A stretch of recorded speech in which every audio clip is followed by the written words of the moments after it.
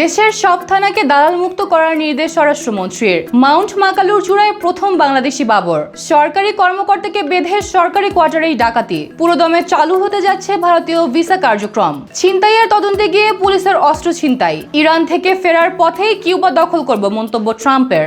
যুক্তরাষ্ট্র নীতিতে চলছে সরকার।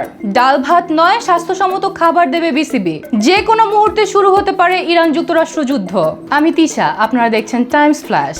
দেশের সব থানাকে দালাল মুক্ত করার নির্দেশ দিলেন স্বরাষ্ট্রমন্ত্রী। রমনা মডেল থানা পরিদর্শনকালে সালাউদ্দিন আহমদ ওসিকে বলেন, বিএনপি বা পার্টির নাম ব্যবহার করে কেউ থানায় সুবিধা নিলে তার দায় আপনার। দায়িত্বে অবহেলা বা দুর্নীতির অভিযোগ প্রমাণিত হলে সংশ্লিষ্টদের বিরুদ্ধে কঠোর ব্যবস্থা নেওয়ার হুঁশিয়ারিও দেন। এ সময় থানার হাজতখানা সহ সার্বিক পরিবেশ পর্যবেক্ষণ করেন এবং দায়িত্বরত কর্মকর্তাদের খোঁজ নেন। হাজতে থাকা এক ব্যক্তির খাবারও দেখেন তিনি। এছাড়া ওয়াশরুম ও ফ্যানের ব্যবস্থা আছে কিনা তাও খোঁজ নেন। সাধারণ মানুষকে সততা ও আন্তরিকতার সাথে সেবা দিতে উপস্থিত পুলিশ সদস্যদের নির্দেশনাও দেন সালাউদ্দিন। প্রথম বাংলাদেশি হিসেবে মাউন্ট মাকালুর চূড়া ছুঁলেন বাবর আলী। শনিবার ভোরে ৮,৪৮৫ মিটার উচ্চতার এই দুর্গম শৃঙ্গ জয় করে ইতিহাস গড়েন তিনি। ৮.৫ ঘন্টার রুদ্ধশ্বাস আরোহণ শেষে লাল সবুজের পতাকা ওড়ান বাবর। এর মাধ্যমে ৫টি ৮,০০০ পর্বত জয় করা দেশের একমাত্র পর্বতারোহীর কীর্তি গড়লেন তিনি। গত ৭ এপ্রিল শুরু হওয়া দ্য ফিফথ ফ্রন্টিয়ার অভিযানের আয়োজক ছিল ভার্টিক্যাল ড্রিমার্স। বর্তমানে চূড়া থেকে বেস ক্যাম্পে নামার পথে রয়েছেন তিনি। ঝুঁকি বিবেচনায় বাবর আলীর নিরাপদ প্রত্যাবর্তনের জন্য দেশবাসীর দোয়া চেয়েছেন সহযাত্রীরা। সরকারি কর্মকর্তাকে বেঁধে সরকারি কোয়ার্টারেই ডাকাতি। নাটোরের গুরুদাসপুর উপজেলা নির্বাহী কর্মকর্তার কার্যালয়ে এই ঘটনা ঘটেছে। জানা গেছে, শনিবার ভোর রাতে উপপ্রশাসনিক কর্মকর্তা সিরাজুল ইসলামের উপজেলা চত্বরের বাসার গ্রিল কেটে প্রবেশ করে ৩ মুখোশধারী ডাকাত। এ সময় দেশীয় অস্ত্রের মুখে তাকে বেঁধে রেখে পরিবারের সদস্যদের জিম্মি করে প্রায় ৫০,০০০ টাকা, স্বর্ণালংকার এবং 2টি অ্যান্ড্রয়েড মোবাইল ফোন লুট করে পালিয়ে যায় ডাকাতরা। খবর পেয়ে ঘটনাস্থল থেকে আলামত সংগ্রহ করেছে পুলিশ। জড়িতদের ধরতে এরই মধ্যে অভিযানে নেমেছে ডিবি ও গুরুদাসপুর থানা পুলিশ।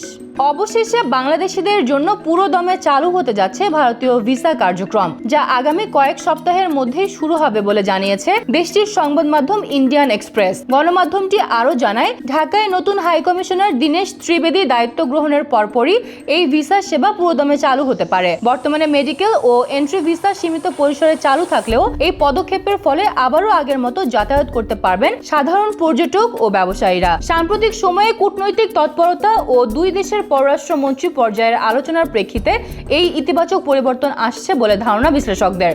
ছিনতাইয়ের তদন্তে গিয়ে পুলিশের অস্ত্র ছিনতাই, এমনকি আহত হয়েছেন 2 পুলিশ সদস্য।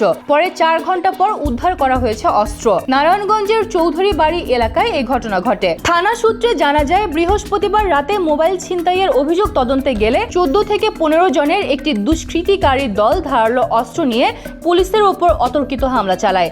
এতে কনস্টেবল ফয়সাল ও এএসআই সোহেল গুরুতর আহত হন। কনস্টেবল ফয়সালের শটগানটি ছিনিয়ে নিয়ে পালায় দুর্বৃত্তরা। তবে শুক্রবার পরিত্যক্ত অবস্থায় শটগানটি উদ্ধার সহ 3 জনকে আটক করে পুলিশ। স্থানীয় এএসপি জানান, জড়িতদের গ্রেফতারে অভিযান ও মামলার প্রস্তুতি চলছে। আহত কনস্টেবল বর্তমানে রাজারবাগ পুলিশ হাসপাতালে চিকিৎসাধীন। ইরান থেকে ফেরার পথেই কিউবা দখল করব, এমন মন্তব্য করলেন ট্রাম্প। ফ্লোরিডার সমাবেশে ট্রাম্প তার কিউবান বংশোদ্ভূত বন্ধুকে দেখিয়ে বলেন, সে কিউবা থেকে এসেছে, যা আমরা খুব দ্রুতই দখল করে নেব। ট্রাম্পের নজর এখন প্রকৃতই কিউবার দিকে, এমন ইঙ্গিত দিয়ে বলেছেন তিনি একটা একটা করে কাজ করেন এবং সেটা শেষ করতে পছন্দ করেন। ট্রাম্পের দাবি, মার্কিন রণতরী ইউএসএস আব্রাহাম লিঙ্কন কিউবা উপকূলে থামলেই তারা আত্মসমর্পণ করবে। কথাটা রসিকতার ছলে বললেও ওই দিনই কিউবায় অর্থনৈতিক নিষেধাজ্ঞা আরও জোরদার করতে নির্বাহী আদেশে স্বাক্ষর করেছেন তিনি। বিপরীতে ট্রাম্পের এমন অবস্থানের নিন্দা জানিয়েছেন কিউবান পররাষ্ট্রমন্ত্রী।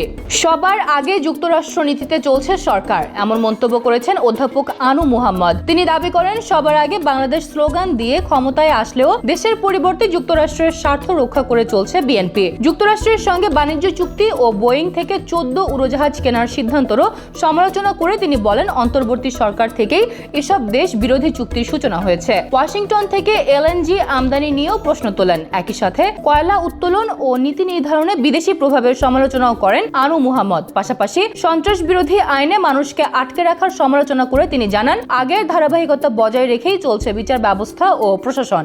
ডাল ভাত নয়, বিপিএল এ এবার স্বাস্থ্যসম্মত খাবার দেবে বিসিবি। সংবাদ সম্মেলনে একথা জানিয়েছেন বিসিবির সভাপতি তামিম ইকবাল। আগে তালিকায় ভাত, আলু ভর্তা আর গরুর মাংসের মতো খাবার পরিবেশিত হলেও ক্রিকেটারদের ফিটনেসের কথা খেয়াল রেখে এই নীতিগত ও যুগান্তকারী সিদ্ধান্ত নিয়েছে বিসিবি। একই সাথে মাঠে খেলোয়াড়দের জরুরি চিকিৎসা সহায়তা নিশ্চিতে লিগের 6টি ভেন্যুতে 4 থেকে 5টি আইসিইউ অ্যাম্বুলেন্সের ব্যবস্থা করা হবে বলেও জানিয়েছেন তামিম। আগামী 4 মে মাঠে গড়াবে ডিপিএল এর এবারের মৌসুম।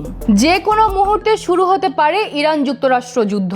সাময়িক যুদ্ধবিরতির মাঝেই এমন আশঙ্কা প্রকাশ করে মার্কিন বাহিনীকে প্রতিহতের ঘোষণা ইরানের। দেশটির সামরিক সদর দপ্তরের ডেপুটি মোহাম্মদ জাফর আসাদি বলেছেন, তাদের যে কোনো পদক্ষেপের বিরুদ্ধে চূড়ান্ত যুদ্ধের প্রস্তুতি নিয়ে রেখেছে সামরিক বাহিনী। যুক্তরাষ্ট্রের উস্কানি ও নেতিবাচক আচরণ বর্তমান পরিস্থিতিকে আবারও ভয়াবহতার দিকে ঠেলে দিচ্ছে বলেও জানান তিনি। মার্কিন কর্মকর্তাদের বক্তব্য ও কার্যক্রম বেশিরভাগই মিডিয়া নির্ভর অভিযোগ তুলে তিনি আরো বলেন, তাদের লক্ষ্য দুইটি: প্রথমত আন্তর্জাতিক তেলের দামের পতন ঠেকানো, দ্বিতীয়ত নিজেদের রাজনৈতিক সংকট থেকে বেরিয়ে আসা। এরকম আরো ভিডিও নিউজ পেতে ভিজিট করুন BangladeshTimes.com-এ। ধন্যবাদ।